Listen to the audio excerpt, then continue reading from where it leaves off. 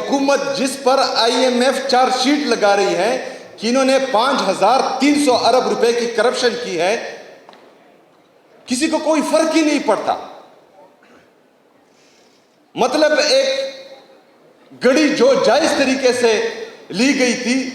اس پر cases بن رہے ہیں، لیکن ایک گاڑی جو آپ توشاخانہ سے نہیں لے سکتے، آپ کے موجودہ تمام لیڈران نے وہ گاڑیاں لی ہیں، 5300 ارب روپے کی کرپشن کی ہے، لیکن کوئی کچھ نہیں کہتا۔ یہ جو ہے کرپشن کے خلاف نہیں ہے،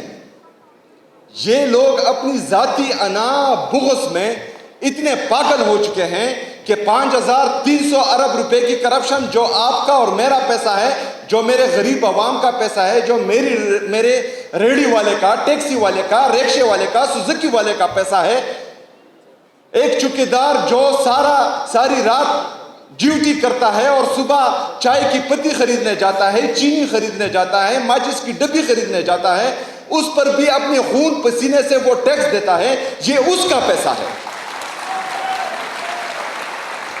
لیکن کسی کو کوئی فرق ہی نہیں پڑتا۔